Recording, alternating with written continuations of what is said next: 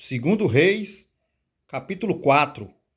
E uma mulher, das mulheres dos filhos dos profetas, chamou a Eliseu, dizendo: Meu marido, teu servo, morreu, e tu sabes que o teu servo temia ao Senhor. Porém veio o credor para levar os meus 2 filhos para serem seus escravos. E Eliseu lhe disse: Que te hei de fazer? Dize-me que é o que tens em casa. E ela disse: Tua serva não tem nada em casa, senão uma botija de azeite. Então disse ele: Vai, pede emprestadas de todos os teus vizinhos, vasilhas vazias, não poucas. Então entra e fecha a porta atrás de ti e de teus filhos. Então deita o azeite em todas aquelas vasilhas e põe à parte a que estiver cheia. Ela foi e se trancou com seus filhos. Eles lhe traziam as vasilhas e ela as enchia. E sucedeu que, enchendo todas as vasilhas, disse a seu filho: Traze-me ainda uma vasilha. Porém, ele lhe disse: Não há mais vasilha alguma. Então o azeite parou. Então veio ela e o fez saber ao homem de Deus, o qual lhe disse: Vai, vende o azeite, paga a tua dívida, e tu e teus filhos vivei do resto. Sucedeu também um dia que, indo Eliseu a Sunem, havia ali uma mulher importante, a qual o convidou para comer pão. E sucedeu que todas as vezes que passava por ali, entrava para comer pão. E ela disse a seu marido: Eis que tenho observado que este, que sempre passa por nós, é um santo homem de Deus.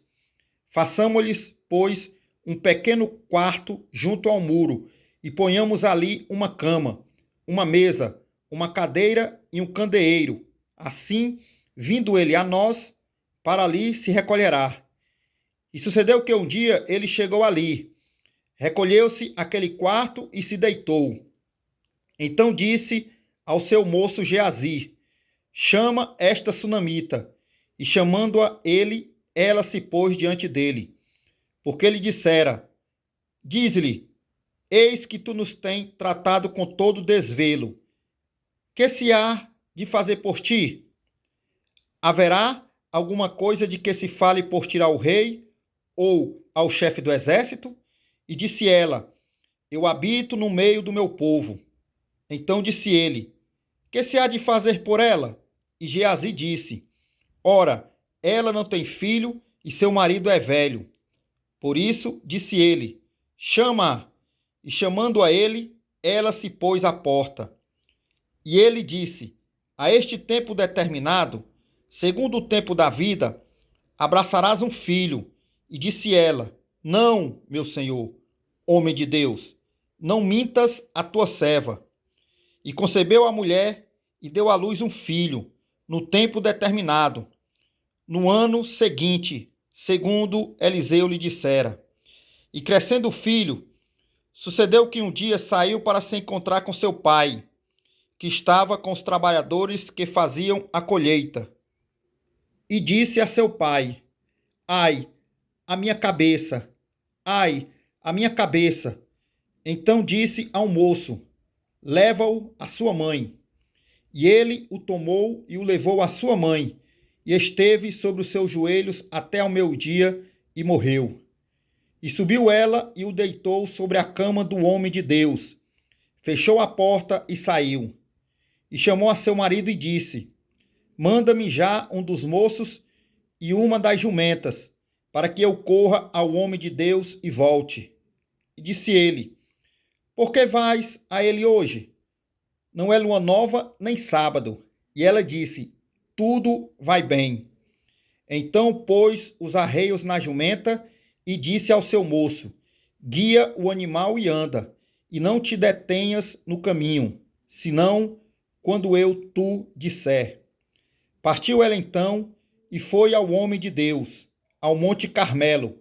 E sucedeu que, vendo-a o homem de Deus de longe, disse a Geazi: Seu moço, eis aí a sunamita. Agora, pois, corre-lhe ao encontro e diz-lhe: Vai bem contigo? vai bem com teu marido? Vai bem com teu filho? E ela disse, vai bem. Chegando ela, pois, ao homem de Deus, ao monte, pegou nos seus pés, mas chegou Geazi para retirá-la. Disse, porém, o homem de Deus, deixa-a, porque a sua alma está triste de amargura, e o Senhor me encobriu, e não me revelou. E disse ela, pedi eu a meu senhor algum filho? Não disse eu, não me enganes? E ele disse a Geazi, cinge os teus lombos, toma o teu bordão na tua mão, e vai. Se encontrares alguém, não saúdes, e se alguém te saudar, não lhe respondas. Vai e põe o meu bordão sobre o rosto do menino.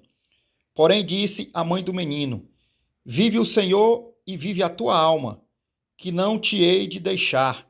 Então ele se levantou e a seguiu. E Geazi foi na frente deles e pôs o bordão sobre o rosto do menino. Porém, não havia nele voz nem sentido. Então voltou a encontrar-se com ele e lhe trouxe a notícia, dizendo, o menino não despertou. E chegando Eliseu àquela casa, eis que o menino jazia morto sobre a sua cama. Então entrou ele e fechou a porta sobre eles ambos, e orou ao Senhor. E subiu à cama e deitou-se sobre o menino. E pondo a sua boca sobre a boca dele, os seus olhos sobre os olhos dele, e as suas mãos sobre as mãos dele, se estendeu sobre ele, e a carne do menino aqueceu. Depois desceu e andou naquela casa de uma parte para outra, e tornou a subir. E novamente se estendeu sobre ele. Então o menino espirrou 7 vezes e abriu os olhos. Então chamou a Geazi e disse, chama esta sunamita. Ele a chamou e ela veio. E disse ele, toma o teu filho. E entrou ela, se prostrou a seus pés e se inclinou à terra. Tomou o seu filho e saiu. E voltando Eliseu a Gilgal, havia fome naquela terra, e os filhos dos profetas estavam assentados na sua presença. E disse ao seu moço, põe a panela grande no fogo, e faze um caldo de ervas para os filhos dos profetas.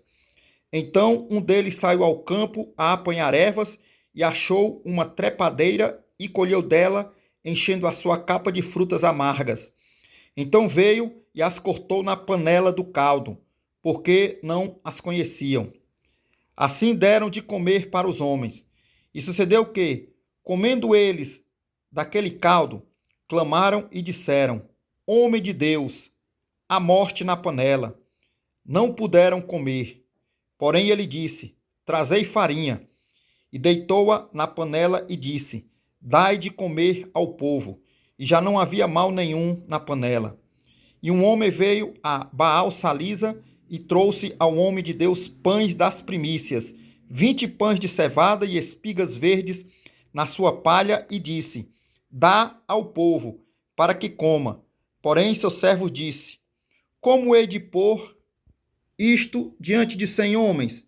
E disse ele, dá ao povo, para que coma, porque assim diz o Senhor, comerão e sobejará. Então os serviu e comeram, e ainda sobrou, conforme a palavra do Senhor.